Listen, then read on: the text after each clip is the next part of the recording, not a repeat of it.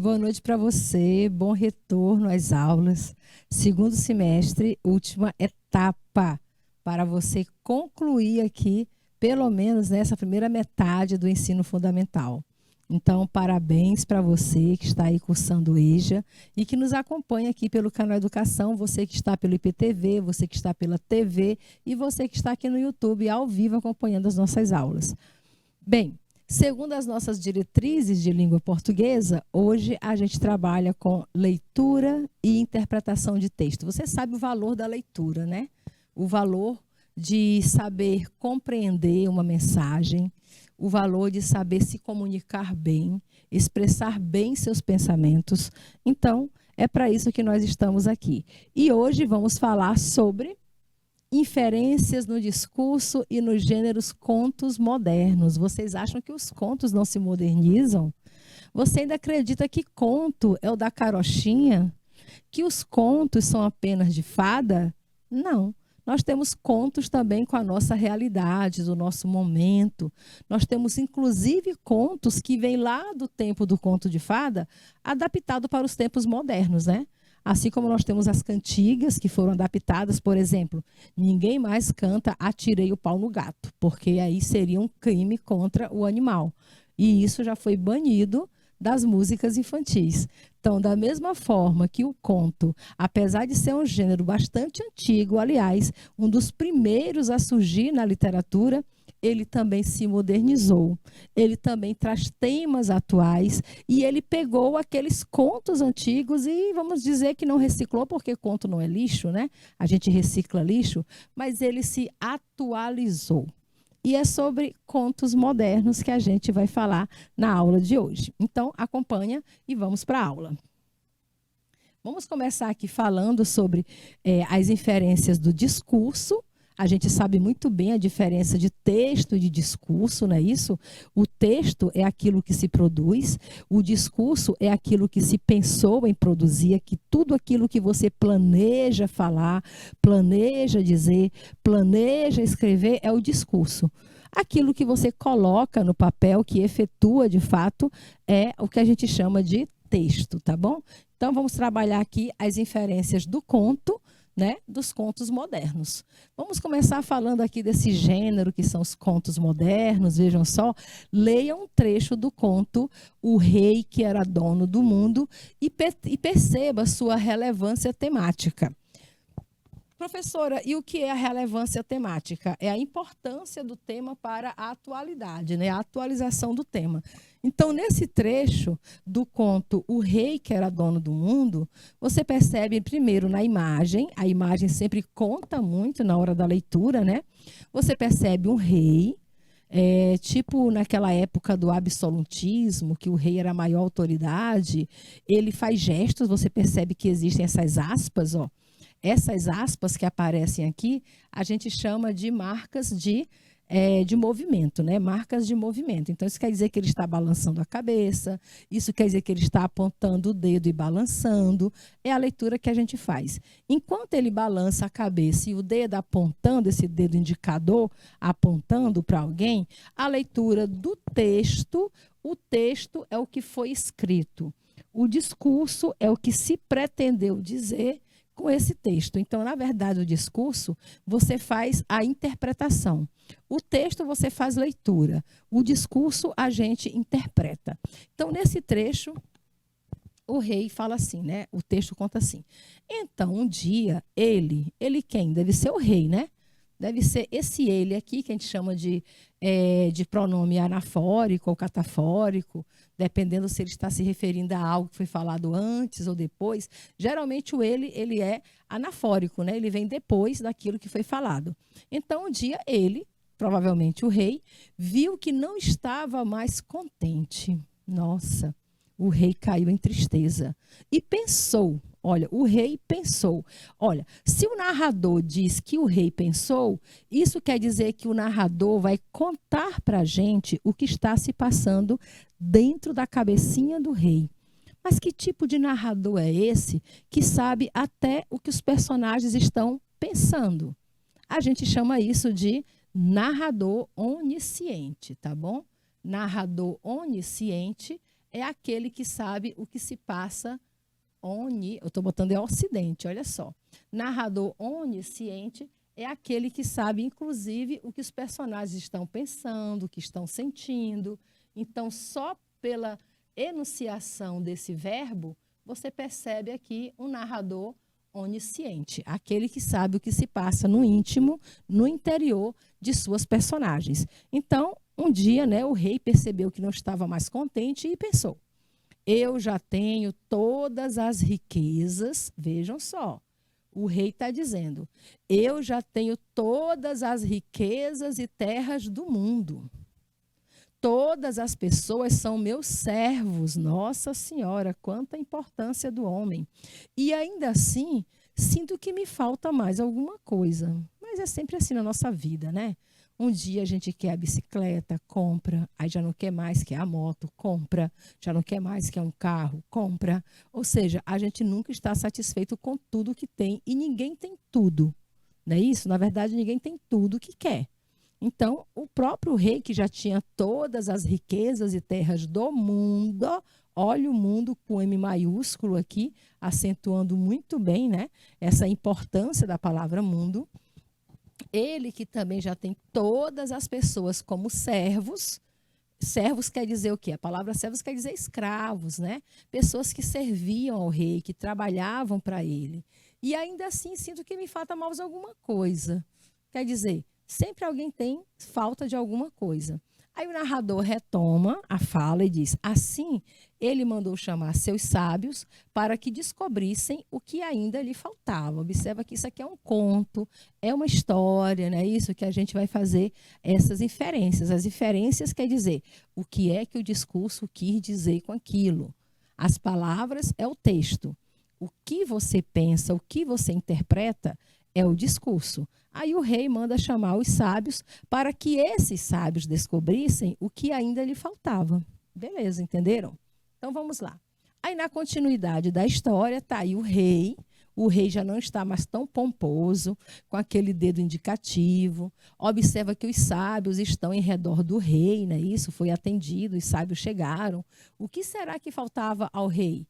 E os sábios disseram, né? Olha aí, ó, os sábios disseram: isto, majestade, era a coisa da qual lhe falamos naquele dia. Nós não a temos desde o nascimento e não pode ser vista até o momento em que deixa de existir. Observa que isso aqui, olha, esse discurso que você está lendo aqui, né? Esse texto tem um discurso por detrás. E você pode até pensar, mas o que será que é aquilo que a gente tem desde que nasce, a gente não pode ver até o momento em que ela deixa de existir? O que será? A gente nasce com ela, mas ela não pode ser vista até o momento em que ela deixa de existir. Foi assim, tipo um enigma, né? Que os sábios disseram aí para o rei. Essa coisa, olha a resposta, essa coisa é a saúde. A gente nasce com a saúde, certo? Portanto, a gente também não pode saber que a saúde existe até o momento que ela lhe falta. Aí tu percebe essas estrelinhas aqui, ó, essas metáforas, né, sobre o rei, esses suores, aqueles brilhos, quer dizer que o rei não está passando bem, está desmaiado no próprio trono. Aí o sábio ainda completa: poucos lhe dão importância, né? Verdade? Quantas pessoas dão pouca importância à saúde? E a gente diz que a saúde é uma das nossas maiores riquezas, não é verdade? A Lagoinha, a Alvorada do Gurgueia, nosso abraço, Canavieira, Curral Novo, Eliseu Martins, Floriano, a professora Lafayette, que está nos acompanhando aí, o pessoal de Santa Cruz do Milagre, São José do Peixe, todos que estão nos acompanhando aí pelo ITP-TV, nosso abraço aí para falarmos sobre essa aula. Então, na verdade, a gente só valoriza a saúde depois que a gente deixa de tê-la, certo? Então, era disso que os sábios estavam falando e talvez fosse isso que o rei também estivesse pensando. Tenho tudo, tenho riqueza, tenho terras, tenho servos, mas está faltando alguma coisa. O que falta a ele? Saúde. Um dia ele adoeceu e percebeu que a saúde ele não tinha. Mas, segundo os sábios, a saúde é a coisa mais importante do mundo. E tem mais, a saúde é impossível de se comprar. Você pode pagar, você pode ser atendido pelo INSS, você pode ter o melhor plano de saúde do mundo, mas saúde não se compra, não é isso? A saúde se preserva, a saúde se trata. E mesmo preservando, né, Jerumenha? Mesmo quando a gente preserva, quando a gente trata, ainda assim a gente corre o risco de não tê-la mais.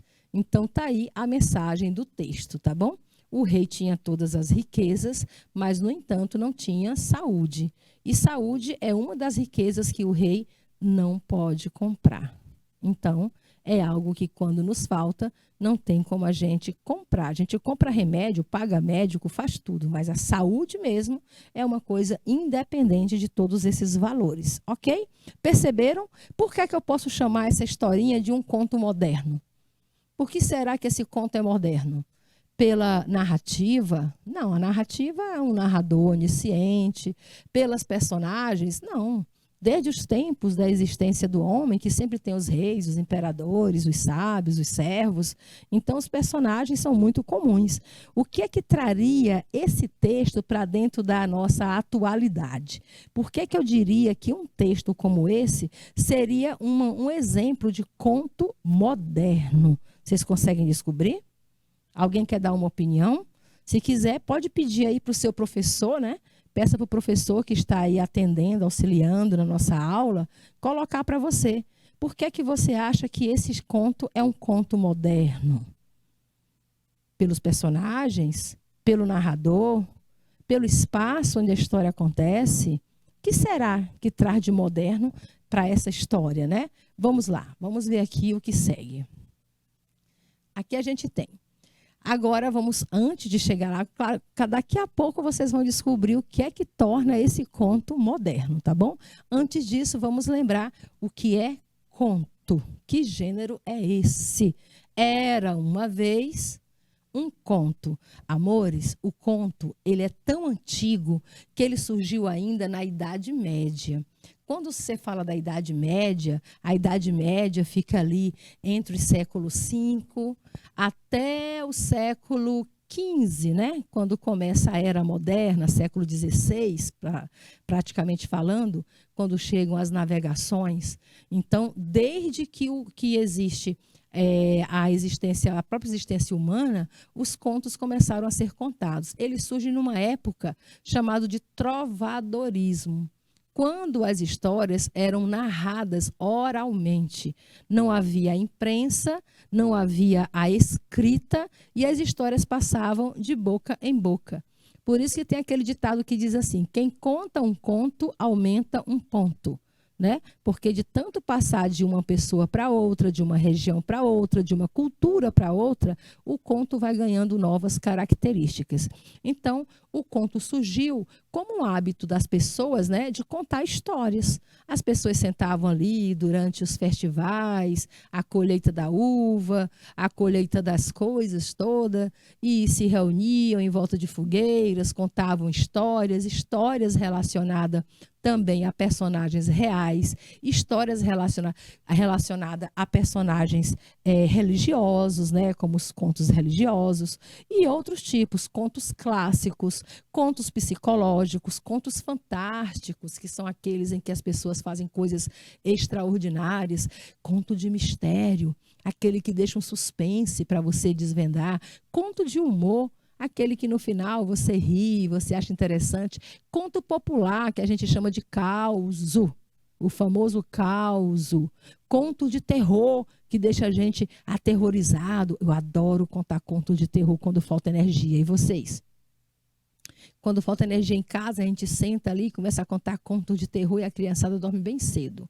Conto de fada, que são os contos que a gente mais conhece, principalmente os contos das princesas, né? Tem os contos modernos, que é o que nós estamos vendo, e tem também, dentro dos contos modernos, tem os microcontos, que são contos pequenininhos, mas que dizem muito, tá bom? A princípio, o conto surge como finalidade didática. Olha só, na época não tinha escola, não tinha aula, não tinha transmissão do canal Educação.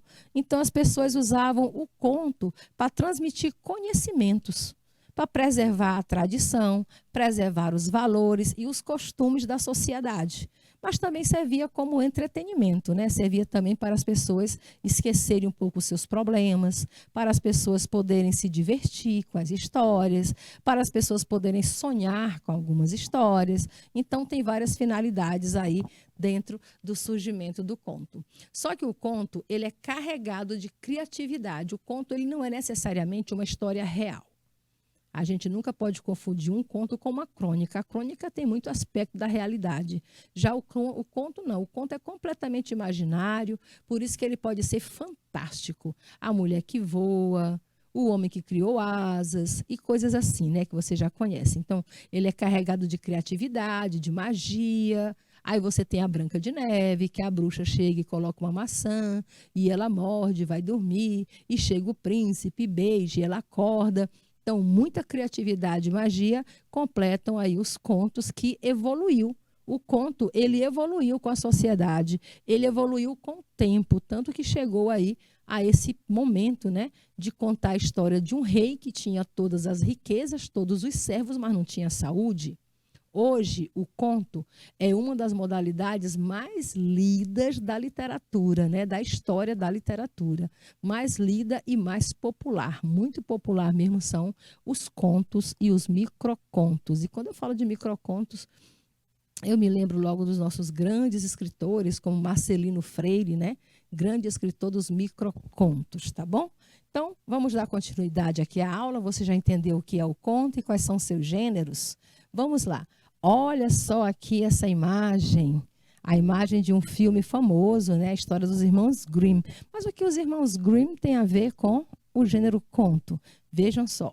No século XIX, gente, a imprensa escrita, né, que surgiu lá no século XIV, com Gutenberg, né, que criou a máquina da imprensa, e aí os livros puderam ser produzidos. Então, no século XIX já estava bem avançado, já havia mesmo a publicação em massa desse tipo de gênero textual, que é o gênero escrito. O conto, então, nesse momento, toma força e se moderniza. Então, é a partir do século XIX que os contos ganham um caráter mais moderno. Deixam de ser aquele conto de era uma vez, né? E se tornam textos mais reais. Os irmãos Grimm, para quem não conhece, são dois, né? É o Jacob e o William. Olha só, Jacob e William. Eles publicaram muitos contos, contos clássicos. Quando você fala de Branca de Neve, Rapunzel, Gato de Bota, Bela Adormecida, Pequeno Polegar, Chapeuzinho Vermelho, tudo pertence aí à obra sagrada dos irmãos Grimm. Se você quiser saber mais sobre a história desse personagem, desses dois grandes escritores de contos, assista ao filme. Esse que a capa está aí aparecendo para você, né? Assista ao filme e conheça mais um pouco sobre esses grandes contistas da história da literatura universal.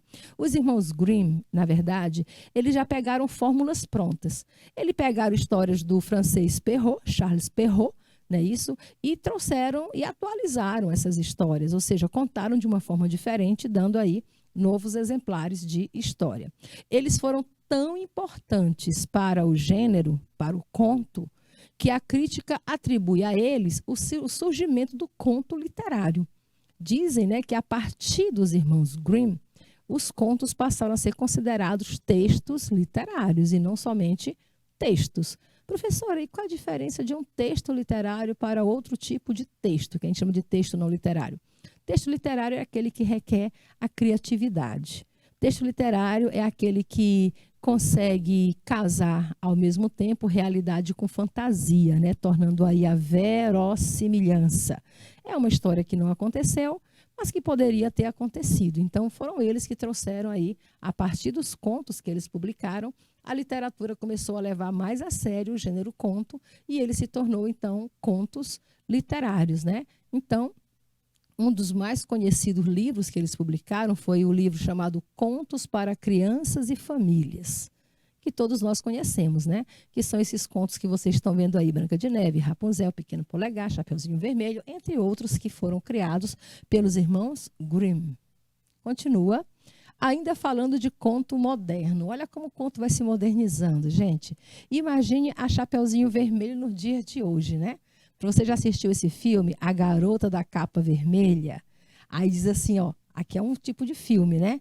Diz assim, ó, Acredite na lenda, cuidado com o lobo. E você assiste a uma história totalmente irreverente, tá bom? Diferente, da mesma diretora que fez, né, a sequência dos filmes Crepúsculo, Lua Nova e aqueles outros, também criou A Garota da Capa Vermelha, baseada nos contos do irmão Grimm, A Chapeuzinho Vermelho. O conto moderno, ele é semelhante ao conto clássico. Os contos clássicos são esses, os contos de fada, os contos fantásticos, com alguma distinção, como, por exemplo, a linguagem moderna e os tempos de hoje, atualizados. Eu ainda diria mais, né? Ainda tem outro aspecto também que diferencia o conto clássico do conto moderno, que é aquilo que você chama de tema. Os assuntos que vêm nos contos modernos, né, são assuntos que não eram conhecidos na época da criação dos contos clássicos, contos lá do século XIX, os contos do século XII, por exemplo. O conto, gente, é a forma narrativa em prosa, diferente de poesia, prosa porque se estrutura em parágrafos, não é isso? De menor extensão. Cuidado de menor extensão. Você pode achar que um conto é porque é pequeno, é um texto curto, não é um texto pequeno. Não é porque é um texto pequeno, tá? Ele é de menor extensão do que alguns outros tipos narrativos, porque o conto é narrativo, o conto é uma história. Ele é um conto, vamos dizer, menor, no sentido estrito de tamanho, né?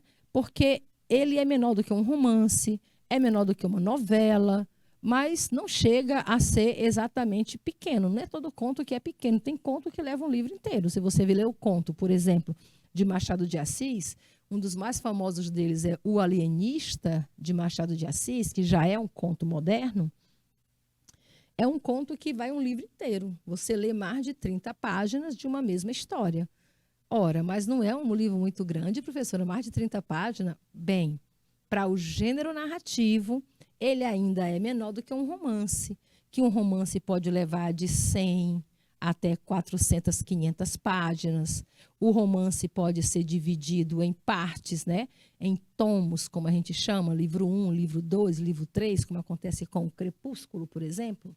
Então, é isso. O conto não é que ele seja um textinho curto, ele só tem uma menor extensão do que outros tipos de narrativa, como o romance e como a novela. Romance e novela são textos bem mais complexos, aparecem muito mais intrigas, muito mais trama do que o conto. O conto tem uma trama simples. Entre suas principais características do conto estão a concisão. O que é a concisão, professora? É o aspecto de saber resumir bem a história, de modo a se basear em apenas um enredo, uma história, uma complicação, tá bom? Uma complicação apenas aparece no conto. Somente a complicação principal, o personagem principal e todos os outros personagens trabalham em volta dessa história. A precisão, o conto geralmente tem uma precisão bem nítida, né, de tempo, principalmente de desenvolvimento, e a densidade, não chega a ser uma história de muita complexidade, uma história simples que você entende com uma leitura mesmo bem razoável. E a unidade de efeito ou a impressão total sobre a história. Então, por ser uma história simples de ser compreendida, a gente considera isso como um conto, tá bom? Sigamos. Era uma vez uma Cinderela empoderada. Já pensou? A Cinderela empoderada? Olha só, se fosse nos dias de hoje, como seria contada a história da Cinderela? Veja essa tirinha aqui. A tirinha diz assim, né? Está aqui a Cinderela. Vocês sabem quem é a Cinderela, aquela personagem, filha de rei, princesa, mas que pela morte do pai e pela rixa que tem com a madrasta e as filhas da madrasta, ela se torna empregada da casa, depois vem o príncipe, aliás, depois ela vai para um baile e esquece o sapatinho de cristal e o príncipe vem encontrá-la, aquela coisa que a gente conhece, né? Do famoso homem escolher uma mulher para casar.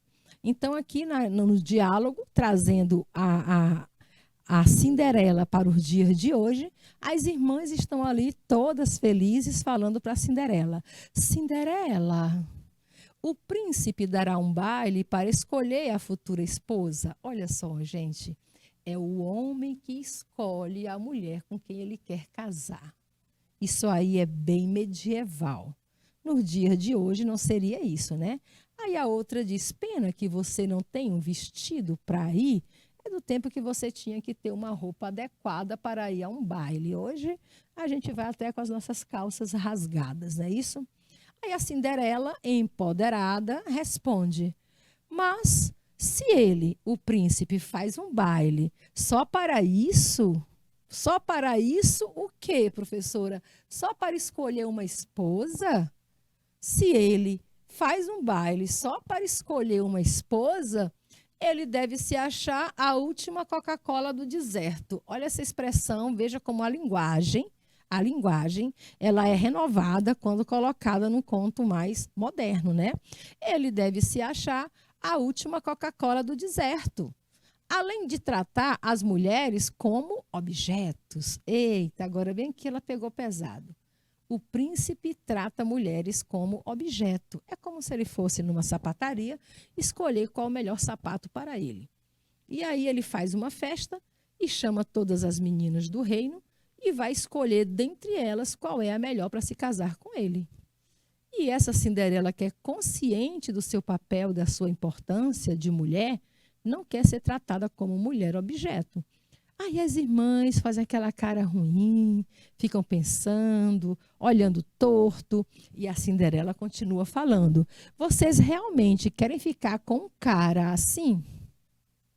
Ora, um cara que faz uma festa, um cara que faz a festa para escolher a esposa, ou seja, um monte de mulher disponível e ele vai dizer com quem vai casar. Que é isso? O texto está atualizado. Hoje a gente sabe que a mulher é muito mais do que isso, né? Mas era assim que acontecia naquela época. As moças iam ao baile e os homens é que escolhiam com que mulher ia casar. E a mulher só dizia: obrigado por ter sido escolhida. Aí depois que ela diz: vocês querem realmente ficar com um cara assim? Assim como, professora? Ora, esse assim resumitivo, né? O assim quer dizer um homem que faz um baile só para escolher esposa. Um homem que trata a mulher como objeto. Você quer realmente casar com um homem assim? Aí as meninas pensam e uma delas responde: tem razão. Aí lá no castelo do príncipe, o príncipe se depara com uma pinchação que diz: príncipe machista. E com a expressão príncipe machista, tem aqui, olha só, o que é isso aqui? É o símbolo do empoderamento feminino. Veja só que é o símbolo feminino, não é isso? Agregado com aquela mão de resistência. Então, esse aí é o símbolo que é usado nos movimentos feministas.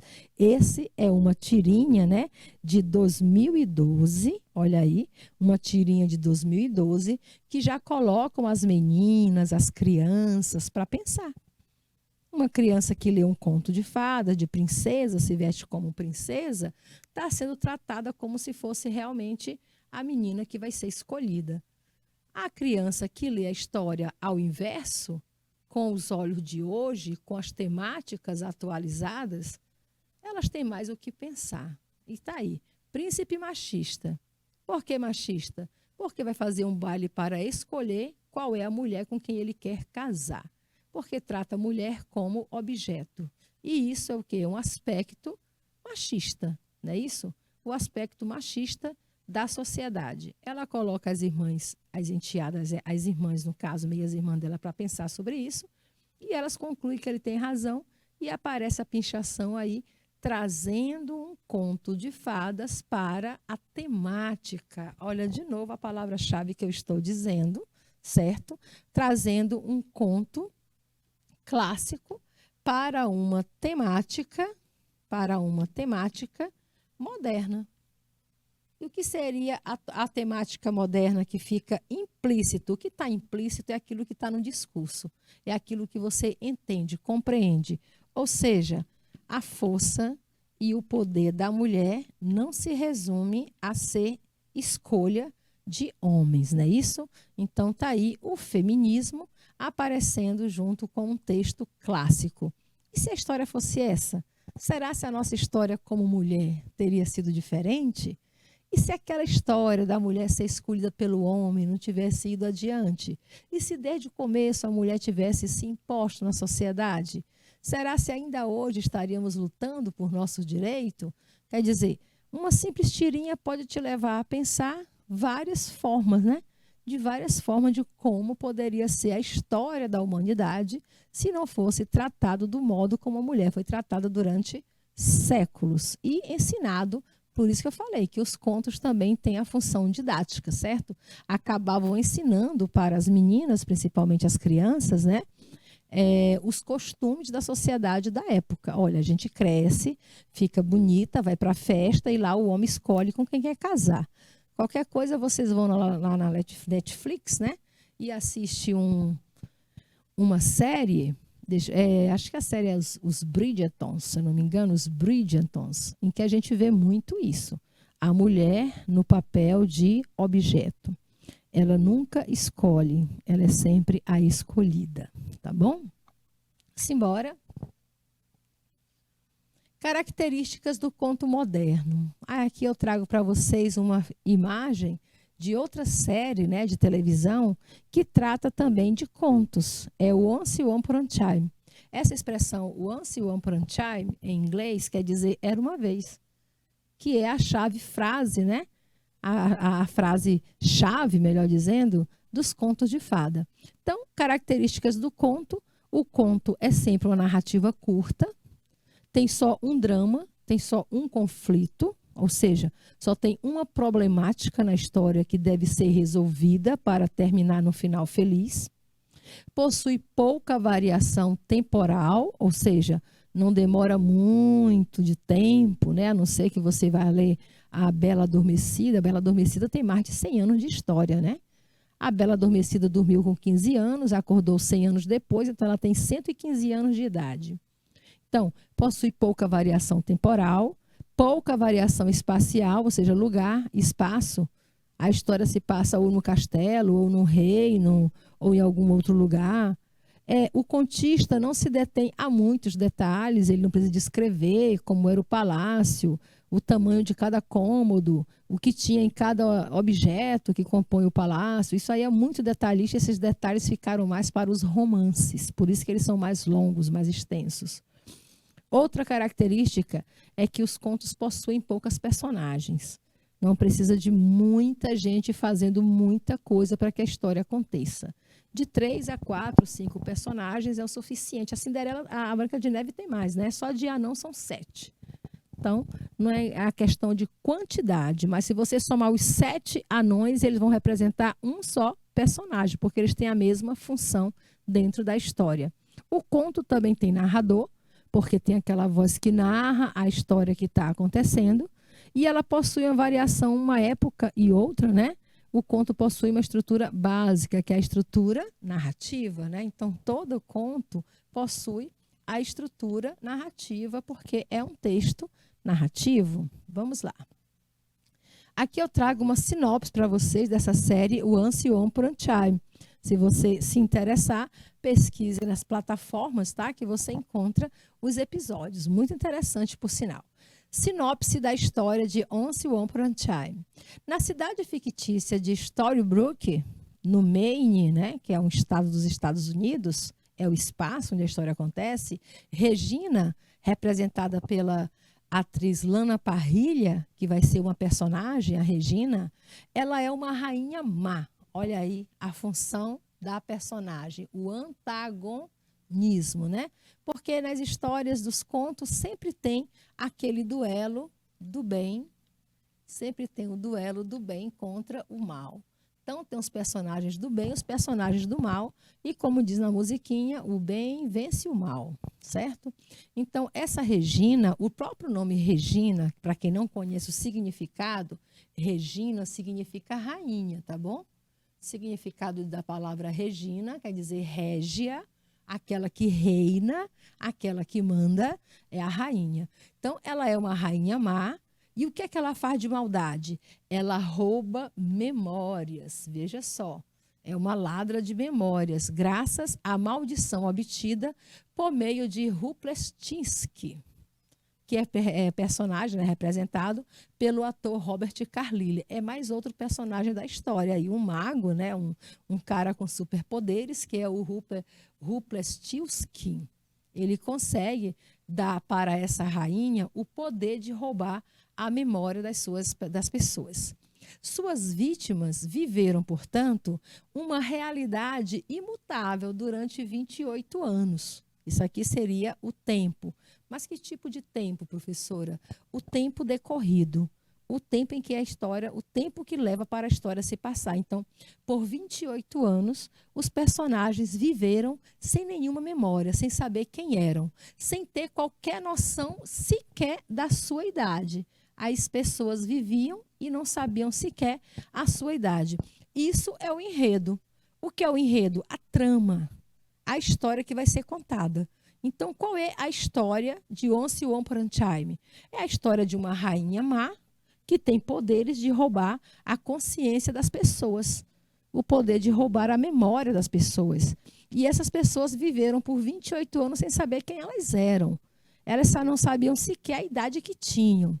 Então, todas as esperanças nessa história são depositadas na outra personagem chamada Emma Swan. Olha só, outra personagem da história, a Emma Swan, é a salvadora da história, representada pela atriz Jennifer Morrison, tá bom?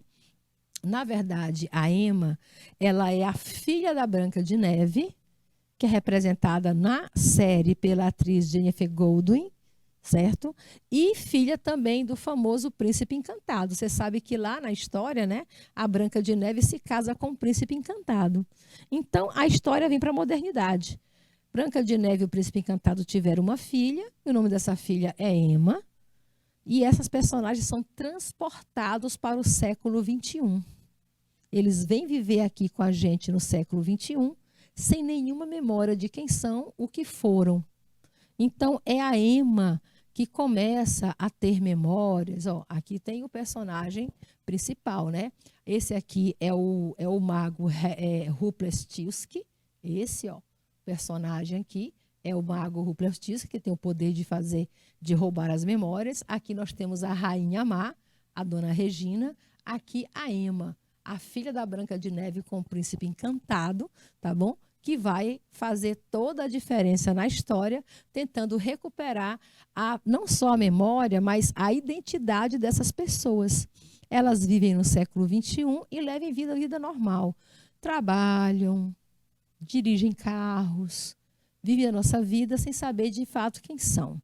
Ela, a Emma, é a única pessoa com a capacidade de quebrar a maldição e recuperar as lembranças perdidas, pois foi transportada do mundo de conto de fada antes de ser atingida pelo feitiço. Então, por que ela tem memórias ainda de quem ela é? Porque a mãe e o pai lá na história, né? Estou até fazendo spoiler aqui para vocês.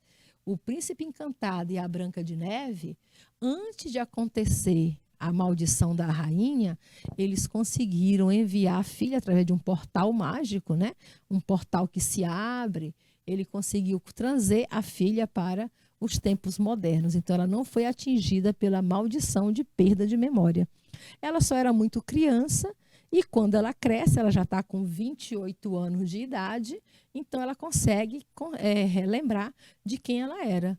E é ela quem vai desvendar todo o mistério e derrubar a maldição aí da rainha Regina com esse mago Rumpelstiltskin. Se interessou pela história?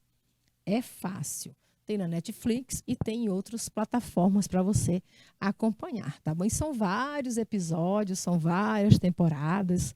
A gente encontra os personagens todos das histórias. Tem Peter Pan, tem Chapeuzinho Vermelho, tem a Rapunzel, tem a Cinderela, tem a Bela Adormecida, tem todas as pessoas dos contos de fada trazidas para a modernidade.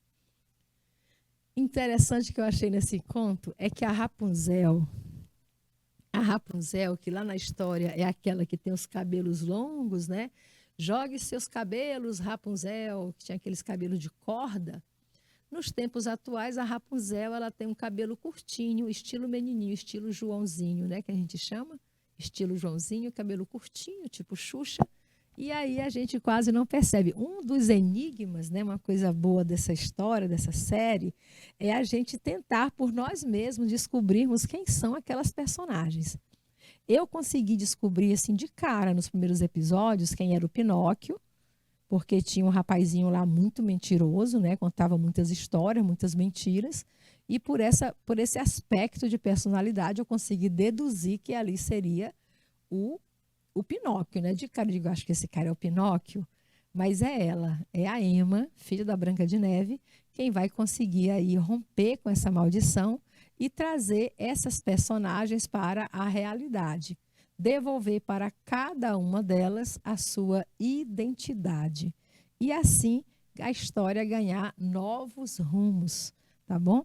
Se interessou? É fácil, procure aí nas plataformas, assista, curta, porque são modalidades de contos clássicos trazidos para a era moderna. Daqui a pouco a gente continua com a nossa aula. É rapidinho, já a gente volta.